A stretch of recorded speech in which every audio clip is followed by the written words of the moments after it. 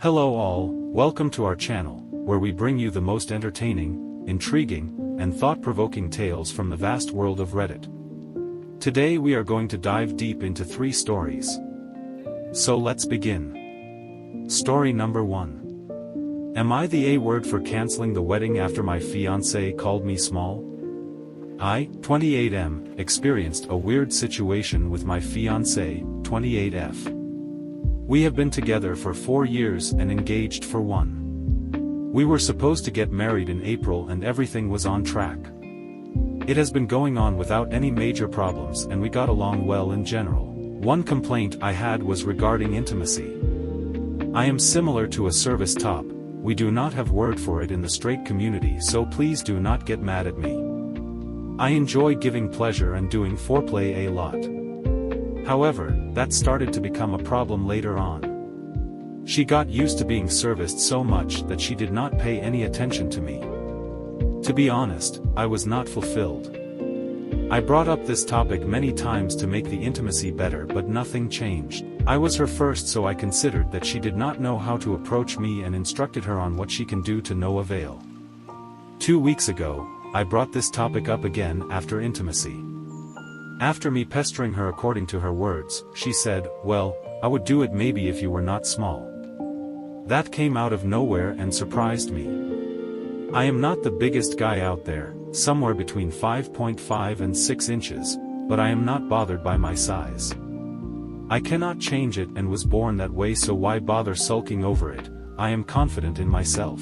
I have a decent experience when it comes to intimacy and received positive comments from my old partners. I think that is the main reason I can pull down my pants as if I am 8 I do not think it was something genuine but told because I was pestering her, again according to her. However, it was such an attraction killer for me. Being hurtful with another person just to dismiss the conversation is shallow in my opinion. Especially if it's something the other party cannot change and is body shaming. Here comes the second killer. She tried initiating intimacy before saying I am sorry when she realized what she said. I rejected her and it has been extremely weird between us that week. We were supposed to be skiing and enjoying each other on that trip. I gave it a lot of thought about that night and decided on canceling the wedding and everything. If she can easily make hurtful comments like that just to dismiss communication, I cannot see us having healthy communication in the marriage. The second thing is that she tried love bombing and intimacy after she realized what she said. That is a huge red flag for me and an instant attraction killer. I communicated to her about my thoughts and decision to her after our trip. She said I am exaggerating things and being stupid, but I have already decided on what to do. I cancelled the wedding-related bookings and gave her contributions to her. I lost a deposit on some bookings, but it's okay. I would not be exaggerating if I said everything is chaos right now. Both families are trying to understand what happened out of nowhere when we were both invested in marriage. I have no idea about what to say to people. Both of our families are conservative people, especially her family, and I am afraid I'll get a beating if her family learns what happened. I am sure they'll jump to conclusion that I used their daughter for sex and left her for reasons related to that. I have not dated a girl from my country other than her, but I heard cases like that. She has been messaging me and calling me to rethink it, but I think this is the point of no return. Am I the A word in this situation? So now, let's move forward to story number 2. Am I the A word for not encouraging my fiancé to make amends with his family and exclude them from our wedding? My fiancé, 33M, and I, 25F, have been engaged for 2 years and planning our wedding. We met 4 years ago and been together since. Before me, he was in a very toxic/aggressive relationship with L, 32F.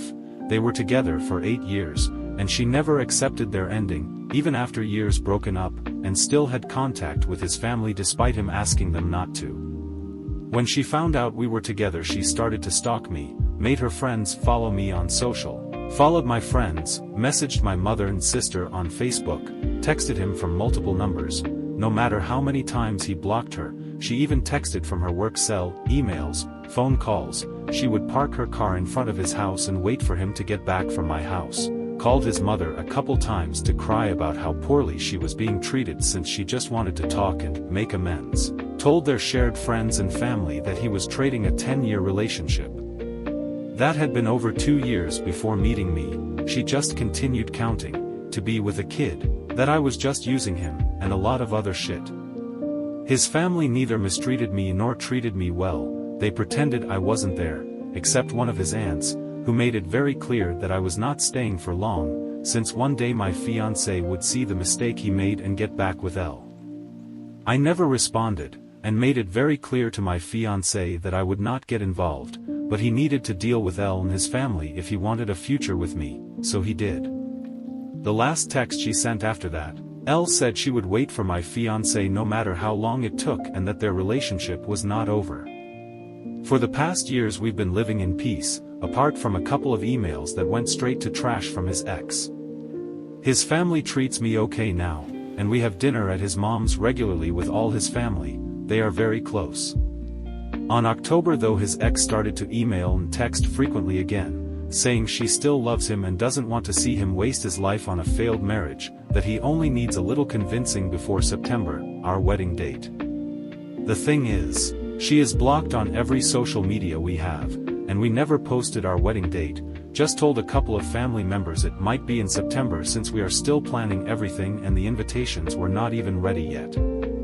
It was a little odd, but we didn't think much of it and pretended it never happened. On Christmas we went to dinner at his mother's and while talking to my fiancé's cousins I found out Elle still visits his family and is invited to many social events we were never invited to. I was so mad, I didn't even think, just told my fiancé about it and he got very pissed, started to demand an explanation, but nobody said anything, just looked very uncomfortable from being confronted like that. So he asked me to grab our stuff and told his family they betrayed him, that they know what he went through with Elle and still kept her around. His parents tried to convince him it was just a misunderstanding, that it wasn't like that, but he just wanted to leave.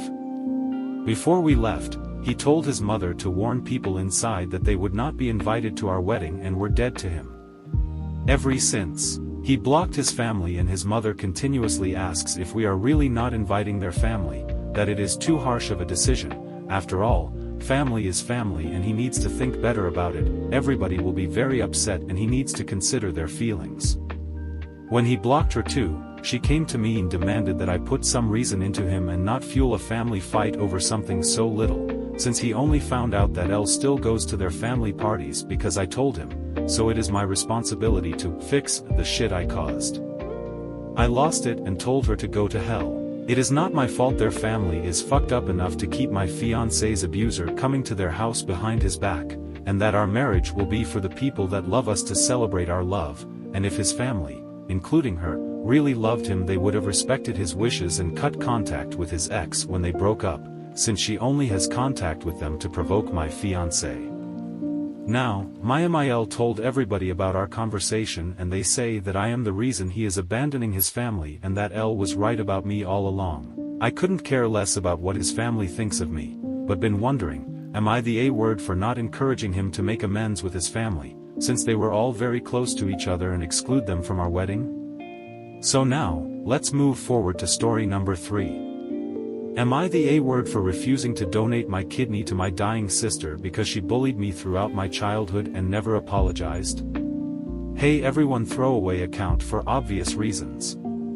I, 28F, am in a really tough spot right now, and I need some honest opinions. My sister, 30F, has been battling kidney failure for the past year, and her doctors have informed us that she urgently needs a transplant to survive.